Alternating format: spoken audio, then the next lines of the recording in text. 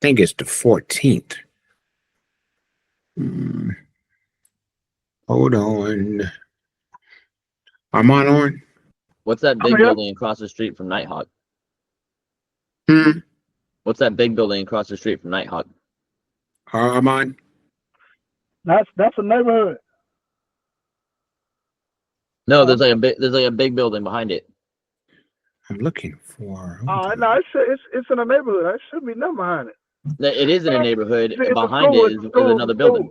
It's a school. That's a school, I believe. I think that's a school back there. Yeah. Then McDowell Street. It's next to the school too.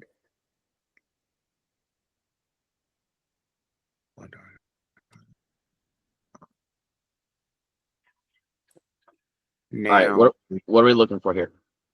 I'm looking for the closing date for that Nighthawk property. That's the one you looked up, right? I got both of them up. Okay, so let me because you told me.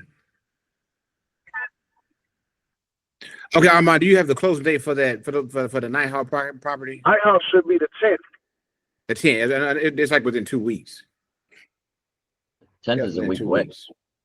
Oh, week. Yeah, a week away. But we can send out if needed, though. Yeah. Okay. So is Nighthawk a 3-2? Yeah, it's a 3-2. Yes. All right.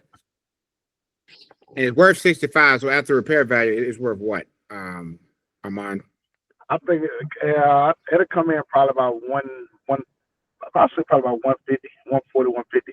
Easy. Yeah, I would say 150 is 150. Okay. A low end. No, 150 is like a low end number. There's 3 houses like literally like in the same neighborhood that are all equal or lower square footage that sold for 160, 165, and 155. Yeah, so it makes sense, right? Yeah. So I mean, I don't think there's a reason you couldn't hit 160 if you tried. Right. Now with these properties, Jay, we got these on the contract already. So how would we? I guess with me, I'm not trying to figure out how would we structure if we, including we want to bring you in on this. It's not our original plan as far as the the wholesale, but it's kind of like the deal per se. Yeah, I mean, I can just help you guys find the funding. Yeah. So then we need to get a contract together too. I told him I'll do nothing without a contract. Put some terms and conditions, so you can be, compensate that type of thing. So what would you? So how is your? I guess I'm trying to say how. So what I normally do is for first position or like first position hard money, I charge 1 point. For private money, I charge 1.5 points. For second position, I charge a flat rate of $3,000 or 3%, whichever is larger. So for this one, for example, right? Yeah, break it down. That went on my head. Yeah, that's fine. So for this one, have you guys do you already have another lender that you've already talked to about it? We was gonna use Bob Richards. Okay. To do it, but like I said, we're trying to get away from the down payments. Yeah. So and Bob doesn't like seconds. Right. So what's okay, hold on. I'm gonna take some notes. What's the purchase price on Nighthawk? For 65? Yeah, 65,000. Yeah. And what's the reno cost? It's probably gonna be about, give or take, probably about between 50 and 60, give or take. Trying to get my notes. So hold on, let me see. Okay, hold on. I'm trying to put my calculator. I got 65 plus 5 divided by 1.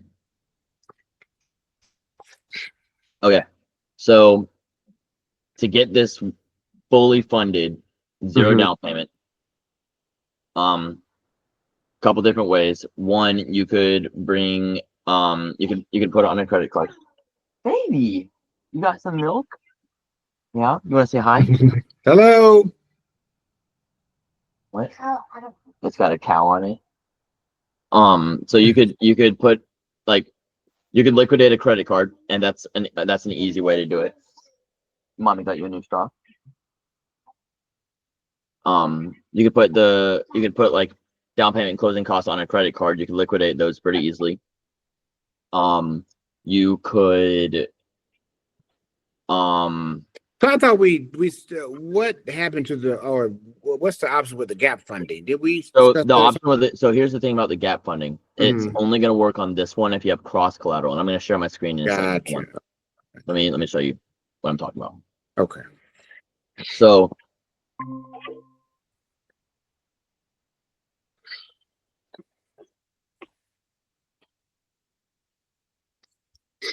All right. And then I need to pull up this. Okay. So we're looking at Nighthawk. We're looking at a notepad. Boom. So right. If we're looking at a purchase price of 65 and a rental cost of 55, yeah. Yeah. Our all-in costs before paying for closing costs or holding costs or anything is 120,000. Okay. So if you're thinking plus closing costs, that's another 5. Right. So Right. now you're at 125. You divide that by the ARV. We're gonna say 155, right? You're at 80% loan. You're at 80% combined cost versus the value. You will not be able to get a lender to refinance higher than 80%. And we haven't even paid me with this number. Right. So the reason really is because like above 75% loan to value, it becomes dangerous for the private money lender, the gap lender, to be in the deal because you can't refinance higher than that. Nobody, regardless of credit, regardless of experience. But you remember when I said that with the refinance, we're not doing the refinancing option. We're doing the you're gonna sell it? Yeah, remember we were selling it from me to the Arman. Right. Remember? Yes. So we put all you don't have to see. That's the option. Remember, I don't remember I told you that's the system that I was doing before we Okay. Because I don't believe in no refinance. I believe in 100%, pulling 100% of the equity out. Right. And I can do that, because that's what I do with the banks.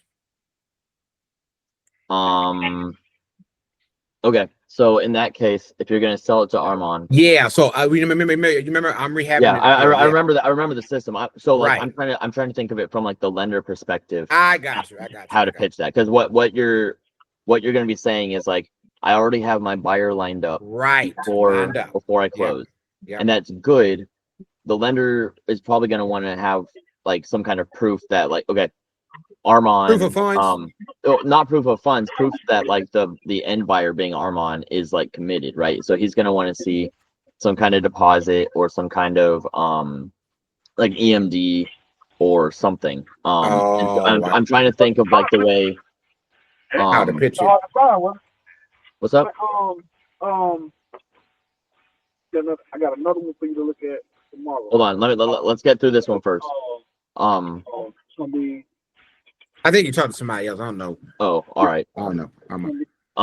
Okay. So like from a private money lender's perspective, they are relying entirely on the fact that you already have your end buyer lined up. Gotcha. And so like the numbers that we were talking about with like I wholesale it to you and you hold it while he renovates it, like that won't work on this one because the numbers are so tight. If you were getting this at 45, we could do that. I got you. So for this one, because the costs of closing are going to be above 80% loan now value. I got a question. Now look at this. Now with Nighthawk, this is the case, but with the other two, that's way down. It's like at 42 something. That's a good deal. Both of them houses at 42,250. Okay, I only saw one other one. Hold on, let me pull it up. It's two of them. It's the 2224 Martin Way and another one. Okay, this one is yeah. All right, I think this one I have up is the McDowell Street. The McDowell. Okay, yeah, that one too. Okay, and what's the other one you said? 2224 Martin Road. 2224. Augusta. Yeah. I appreciate it. Yeah, Martin Road. And we got those for like 41,250, so that's a steal. I put it right here in there. Okay. So McDowell Street, I'm seeing. Is it a 2-bed 1-bath? Yeah, it's there. Yes. Okay, hold on. Let me. So, all right. How you find I had to mute him. Okay, so McDowell Street is a 2-1, 750 square feet. I'm probably looking at between. The after repair value was the. I would say 140 is probably your cap, and that's on the other side of Wrightsboro Road. Right. I would really use this comp. An appraiser might use these comps. Right. Right. But an appraiser is not correct. I got you. Yeah, right. I know that. Yeah. Yeah, like you're on a different side. Once you cross over Wrightsboro Road and also Central Avenue, like I have a house right here. I got you. And so I know this area, right? So right. Yeah, so I would say you're probably targeting like 110, 120. 110, and that's good. Yeah, that's we got those houses at steel, so yeah. I know we can do it with those. Okay, so looking at McDowell, you said you have a purchase price of what? 41,250. Wait, that's for both of them.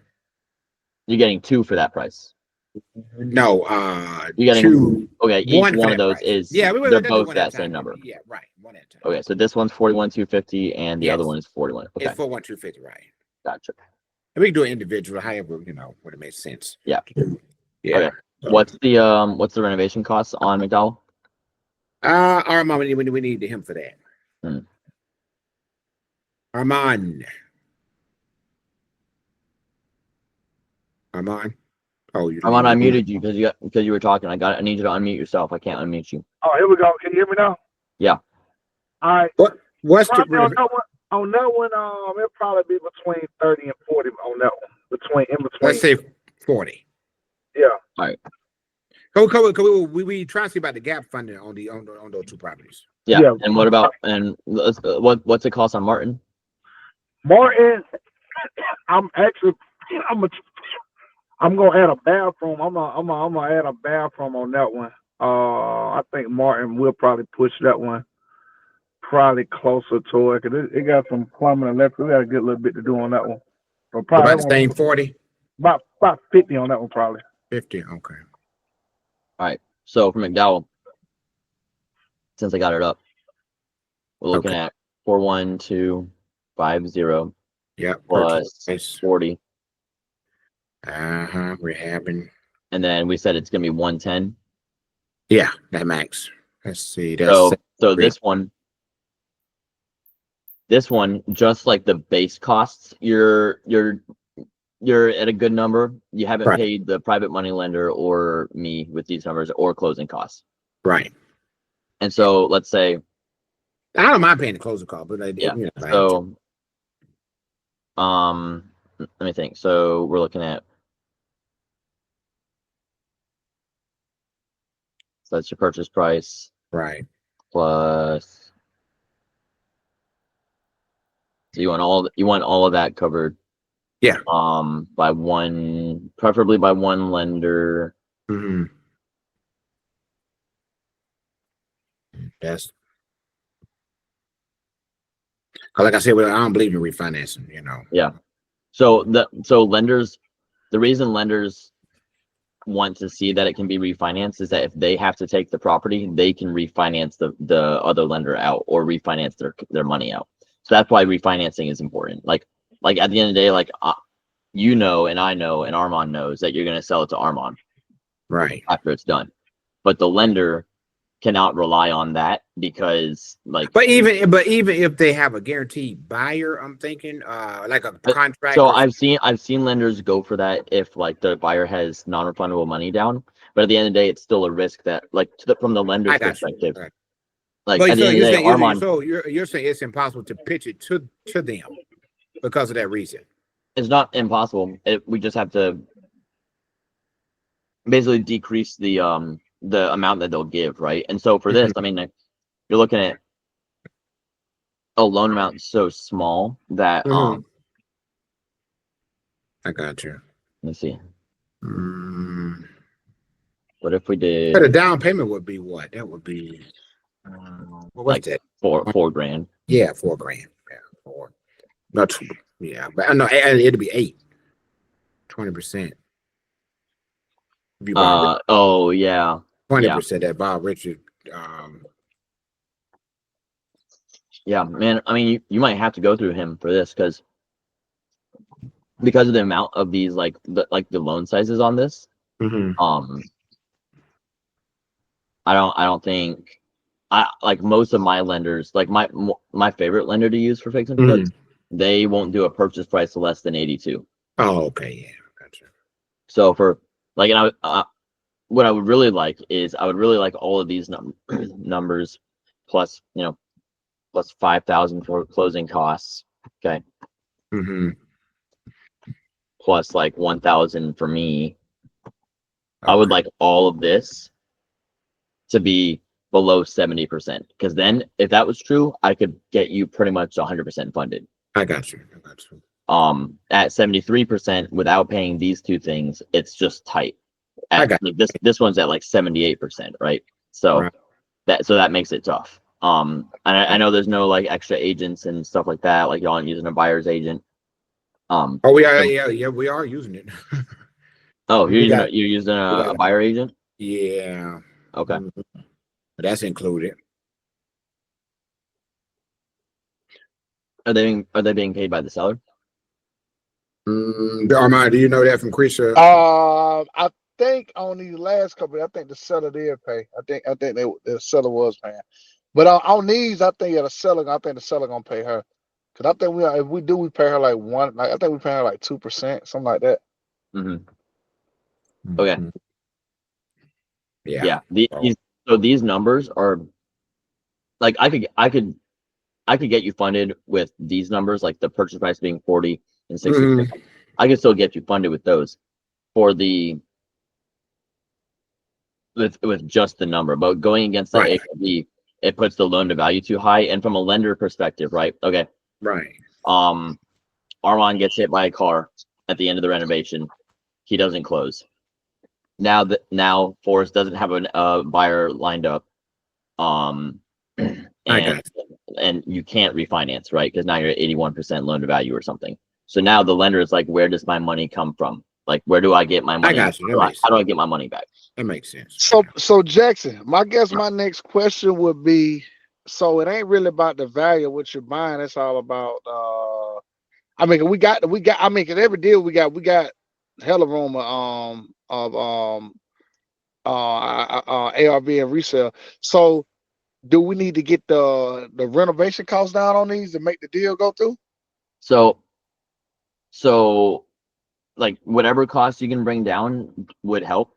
I mean, so this one Nighthawk, dollars wise, there's probably the most room, right? But for McDowell, I mean, you're looking at almost 90K just to your all-in costs, no payments or nothing. There's only 20 grand there, right? Because I could, I mean, that's what I'm saying. So what we said, rent on 40. So if I brought the renovation down to say 25,000, would that be more reasonable? Would you still hit the ARV? Yeah. Oh yeah, I think so. Hold on. If I brought it down to 20, if I brought it down to 10,000, say if I brought it down to 30,000, I think I can. Because that one got a new roof on it, so it'll really just be cosmetic stuff. Adding a unit, because I'm gonna add a unit in. Just like I said, just change because I said we really just buying them to sell each other and keep them anyway. A little bit over. Yeah, I mean, if you got it down to 30,000, and we assume 5,000 for closing costs and 1,000 for me, that puts you at 70. I could get that whole amount funded, right? That's at 70% loan to value. Okay. And that's enough room where, if we go to that's 77. So let's say we add another, so 77,000 plus 7,700. That's 10% divided by. So that puts you at 77% loan to value to pay the PML out fully, which is doable, right? It might be close. The private money lender that I have in mind, he would want to be out within 4 months. Okay. And he would charge 10% flat with no monthly payments. So that's the one that I have in mind. Okay. And Cause cause the thing is,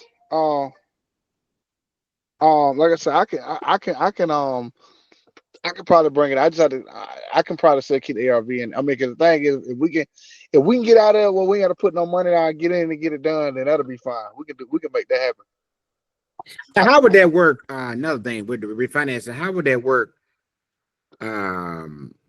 Jack, as far as if we refinance these properties, we won't need our Arman there, or how would that work?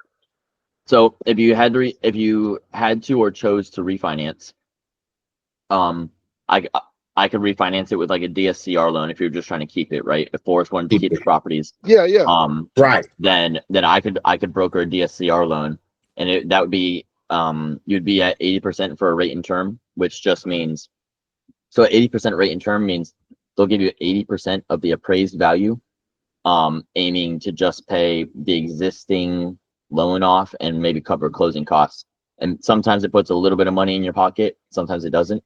And that would be like what you get. So you'd get 80%.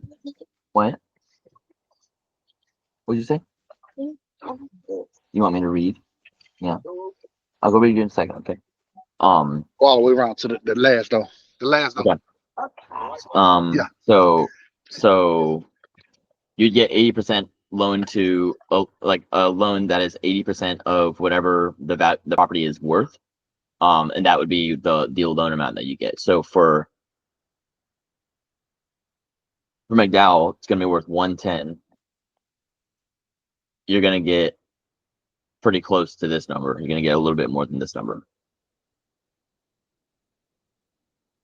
You're gonna get so like McDowell make it a okay, McDowell, okay, 110. So basically you're saying if we take if we take it well, we got 70 there if it's sell for 110. So we can do a 30, we can do a D, you said we can do a DSR on that one and I can assume the DSR loan? yeah, and then you would rent it out for, looks like it'll rent for around 1,000, which Yeah, makes sense because that's about what Section 8 is for a 2-bed, right? yeah. So yeah, you could rent that one out for 1,000, and you'd have a loan amount of about 86,000. And I mean, those close. It takes about 3 weeks for those to close usually. And Okay, so basically after he can sell them to me, we can do a DSR loan where I buy them and then basically the tenant can pay out the loan for the most part. yeah, the rent would cover, and that's what a DSCR loan is good for, is that the like the rent always has to cover the monthly payment pretty much. Gotcha.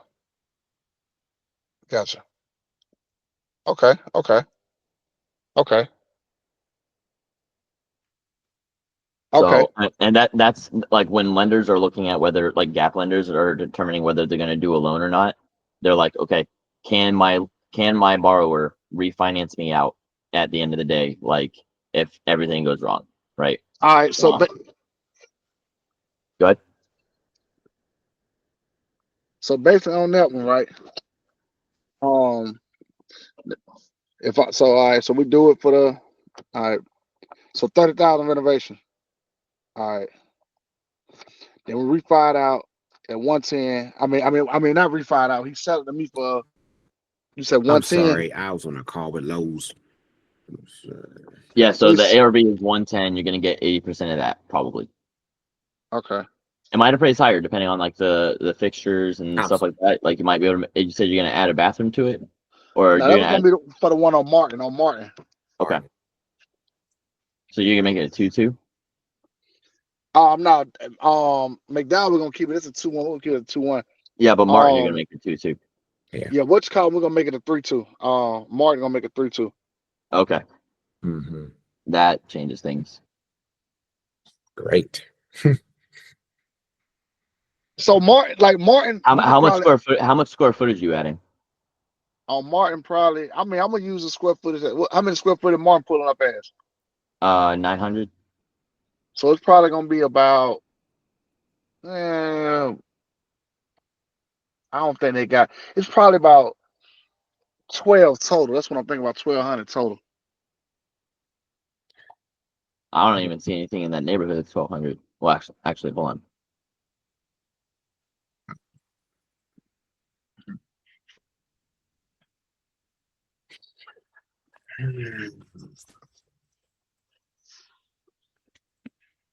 Let's see. Yeah, yeah, you could. You got 2209 Bandler Road, a quarter mile away for 1,180 square feet. That's a 2-1. Wow. There's no.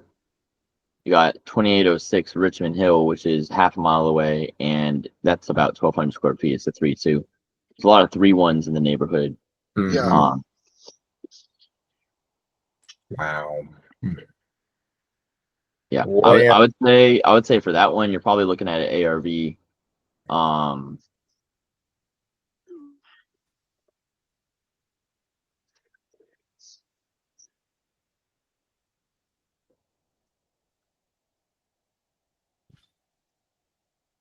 Probably looking at ARV like 140. That's about right. Yeah. That's good. So that makes things better with that one, right?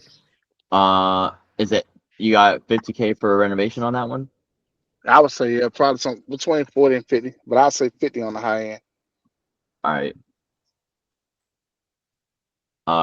Okay, so hold on. We got 90,000, yeah.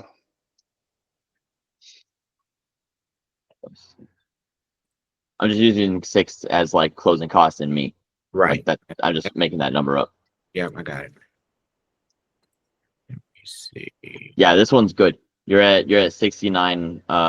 And you said it got to stay up under close to 70, you say, to make it work? Yeah, if you're under 70, you're good. Okay. Usually. So now remember, this is without having paid the this is without paying the private money lender, but all of these costs, you're below 70%. So Below, and that's what they look at.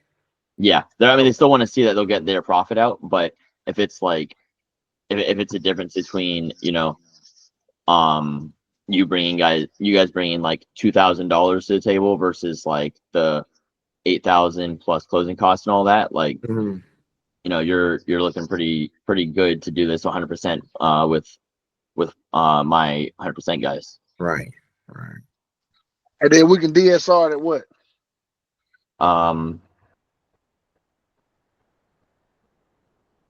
112 would be your loan amount, so you probably pull out 10K, maybe. You'll definitely be able to pay off everybody. Whereas like with this other one, it would be tight on the payoff because you got closing costs on the refinance. So 10K for what's that again? What's that? You'd probably get 10K cash at like if you refinance with a DSCR. I got you. So that's so that's the profit per se. Yeah, it's like I call it surplus cash out. Like you don't yeah, it's kind of profit, but you're also like you're borrowing it, right? So it's yeah. I got you. So you said Martin is good, a go more likely for us with that. So now, yeah, with Martin should be McDowell, okay. So with McDowell, we just need to bring the repair costs down to try to get this to work. Yeah, McDowell, like 30,000, you're okay. 25, you'd be fine. Like, Even you'd better. be really good. Yeah, 30, you're like, it's tight. You might end up bringing like 2,000 to 3,000 in closing or something like that. I'd have to run it past my lender, but I mean, this one you'd be able to get mostly funded. You're definitely not putting 20% down. Oh, that's even better. That's fine then. Yeah, you're putting down like $4,000 on the entire thing. Hey, 4 is better than that 8 or 9 or whatever, 10 or something. You know what I'm saying? Yeah. All right. So what about the Nighthawk deal? Nighthawk, I mean, you gotta bring like that repair cost down. Yeah, the repair cost or the purchase price. One of those has to come down. Because you're at 140 on this one. So what I said, how much I said? What was original? You said 55. Right? All right, now I can probably go down to 45 on that one. I tried 45. See, we got to do something because let me see. You're still at like 82% with the closing costs and stuff built in. Go 40. 111. You're at 80. That's still tight. Yeah, that's still impossible. A lender will not. So now, if you had it at 40, and you guys only got a loan amount, and remember that this is all without having paid the private money lender still. So like that's what's tough too. But if you guys maybe brought We don't mind bringing some money to the table, just not the whole 20%. yeah 10%. Less than that, really. But you see how it goes though? Oh yeah. I mean, I got a See, better idea. Yeah, because 65 really could have came down to like maybe 50, 55. yeah. If you guys brought 10 grand and you had it at 40K, then you could get you'd be okay on this one, right? Yeah, right. If you had a reno budget of 40,000 and you brought 10 grand to closing, which that's still like 10% down plus closing costs, almost.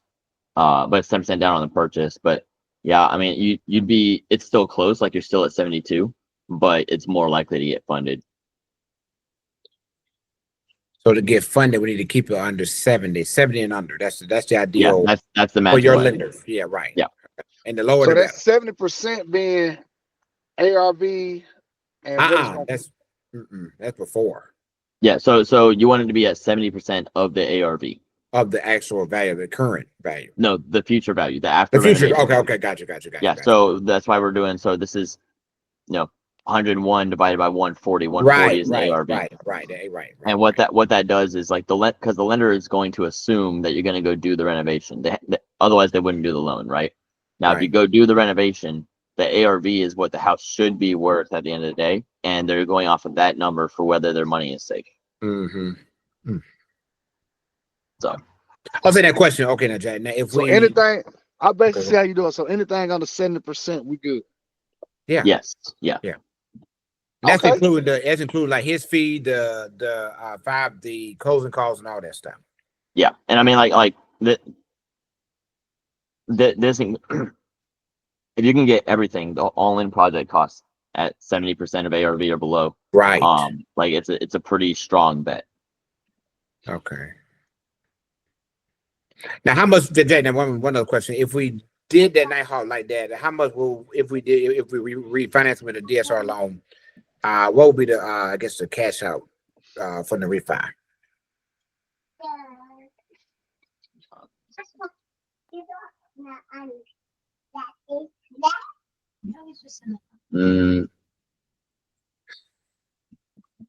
Hold on. Okay.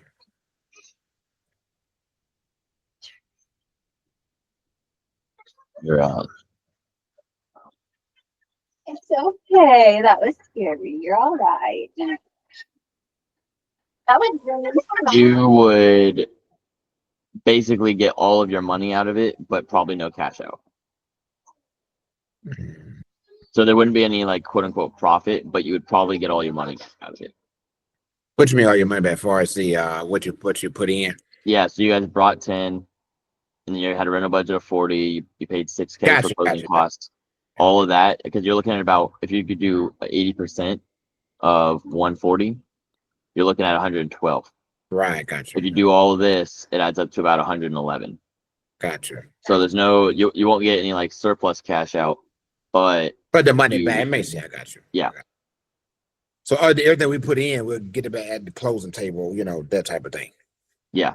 Now, what you could do as well, if you wanted to do it to all three of them, if you refinanced all three of them together under like an umbrella, it makes it more expensive to sell them at that point later on. But we ain't trying to sell them no way. Yeah. So if you do this, you're at 390, right? For the ARV for all three of them combined, and you do that times 0.75, you're at 292. So hold on. And then you add in all of the costs.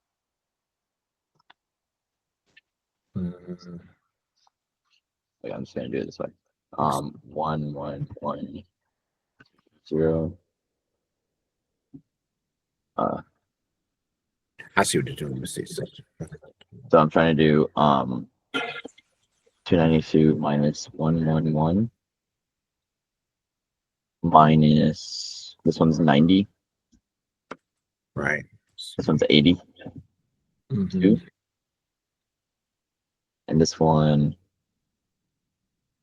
About so I'm trying to see. coming a little tight still at 75% loan to value. Wow. 292. I'd rather not do it that way. No way. I think do one at a time. So I'm saying if you did one at a time, you'd have to pay closing costs 3 times on the We're fine refinance. with that. That's not an issue. Yeah, closing call. That's The not. all fours. So I'm saying, like, if you refinance Nighthawk and you pay $3,000 for the closing costs, Mm-hmm.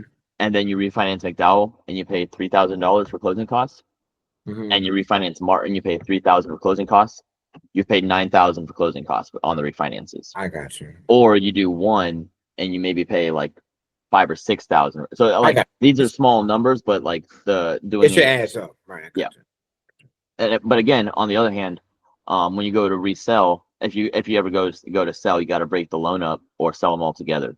Because if you sell them all together, you don't got to worry about it. But if you try to sell them one at a time, you got to break the loan up. The lender that's doing the portfolio refinance is going to charge you like 20% of what's owed to break it up. Oh, gotcha. So it's something you got to think like, okay, in 10 years, let's say we go to sell, like how much like I need to be able to at least make it so that I'm getting that 20% back in the profit also, right? So it's a little bit longer of a calculation. But we plan on keeping them anyway, so yeah. Yeah, they're coming out. Yeah. Someone in the living room. No. All right, man. Like I say, let's do that. Everybody, you want to do it? They're coming out. You want me to take that up too? Yeah. I'm undistracted. You put this in the trash man, first. Oh, you can go. He's normally distracted. Yeah. Okay, I understand. But yeah, but I said let's move forward, Jamie. I'll be mostly hands on with you with this here. Oh, Okay. I got all the carpet out. Let's put some kind of contract together so we have something in writing, just to have it in writing. Sure. So I'll send you, what I'll do is I'll send you a fee agreement that just says Gotcha. I'm going to get paid $1,000 on each of these. Okay. And that outlines it pretty clear. And then Gotcha. I'll go ahead. I'll send you my form to fill out so that we can get all the information I need from my lender. Yes. And then we can kind of go from we'll move forward from there. Now you have settlement statements from other properties you've sold to Arman, right? I know. We have settlement statements that we've done like straight buys, like straight buys. So basically I have it, yeah. Basically. Okay.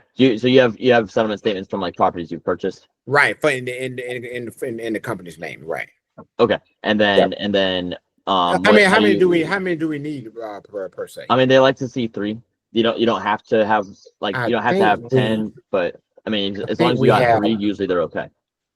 I think we just did 2. We just started. I think we did 2. I think, do we have a third one? Darn. Yeah, might be an issue. Because we just started kind of doing the fix and flip. So yeah, okay. So but we just have if you got 3 that you can prove that like you guys have finished the projects or whatever, whether you did you refinance those? What do you got on them right now? Oh, we still got them, they're remember I told you before we met you, we was going to just sell them to each other. Right. So we were just buying during the rehab process now. So what kind of loan is Arman getting? We was going to do something with the bank, but like I said we don't have to do that way anymore. Oh yeah, don't go, guys. Going to the bank is too much. I know it is. Trust me, I know about it. You know about it. It's too much. I know about it. But see, I know the bank so well. See, Yeah. Well, let me do y'all's loans. Let me do like the DSCR loans and stuff. That's okay. Yeah. Because you like when it comes to like Fannie Freddie money, like these like regular mortgages and conventional loans, like it's tedious. Banks are gonna get mad if you get more than 10, but you can have an unlimited number of DSCRs. Okay, cool. I got you. Yeah. Let me do y'all's DSCR loans. I You got can you. use it for a purchase too. You don't have to use it on a refi. Now look Okay. at this. Yeah, look at this. Now we here's our plan with that. Now since Cimarron Way, Arman's still working on that. So I don't know where that's at, but the Kentucky's almost ready. Once we get the first unit ready, then the second. I don't know if you're doing one or two at a time, but once we get the first unit ready, we're gonna come to you with the loan, with the proposition about getting it done. You know what I'm saying? Hello. Yeah, because I wanted to have at least one of the units ready. Yeah. And rent it, so we could Yeah. show.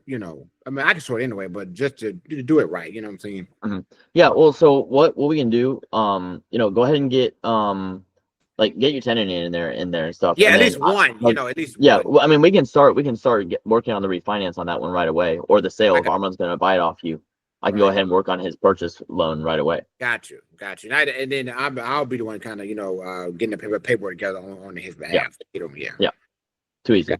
Yeah. Let's do that. Cool. All right. If you get I'll send the Yeah, say we're gonna do it at a time. Send the Nighthawk. But which one? Well, no, I'm gonna send you my form. I'm gonna send you my form. Fill it out for each one individually. I got you. Okay. Cool. Okay. Thank you, Jack. And also the other stuff. Let me know. He said the guy he responded about he sent something, but I don't know what he sent though. And the other message. I think Kenny sent an email to the bank. Okay, got you. Yeah. Okay. So he told me to respond to that one, reply all and stuff. So I think we're good. Are you good Monday morning for that? Yeah, Monday morning's good. I'm good. Okay. Cool. Hold on. Let me see. What is that? The 10th? When is that? The 10th. Yeah, I'll be good. All right. Cool. Yeah. Let's aim for Monday morning, then get it knocked out. Perfect. Yep, that'll work. Okay. Sounds good. Okay. Thank you. Oh, last thing, is it cool if I put this talk through on YouTube? Yeah, go ahead. That's fine. Hell yeah. All right. Yeah, thanks, I got man. you. All right, Zach. Take care. Thank you. All right. Talk to you later. So bye-bye.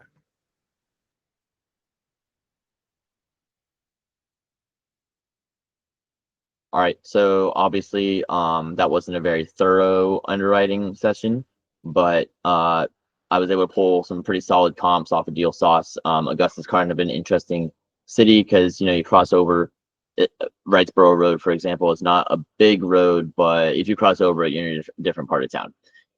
And so it's really important when you're underwriting or even just like briefly underwriting. This is kind of a paper napkin underwrite. Very important to make sure that you know the area that the properties are in. These are all obviously low purchase price properties, low renovation cost, but the renovation cost is still like half the value of the ARV because of the small size of the property and the low value. And so these are definitely cash flow plays for Forrest and Arman, and I think it's probably gonna go fine for them. They've done this whole like Forrest buys it, Arman buys it from Forrest later on. They've done that a couple of times and it works out for them. But obviously, like I said to them, from a gap lender's perspective, that is insufficient for a gap lender to feel secure. Unless they're like in the deal a little bit more intimately. Like I would lend on this as a gap lender because am physically located within a couple of miles of both of them. Like we meet up and shake hands, right? So that's the difference. It's not a deal where I would bring somebody else to necessarily as a gap lender unless the numbers were a little bit better. But the other thing to consider, I brought this up as well. A lot of hard money lenders have a minimum loan balance or a minimum loan amount either against the purchase price or overall.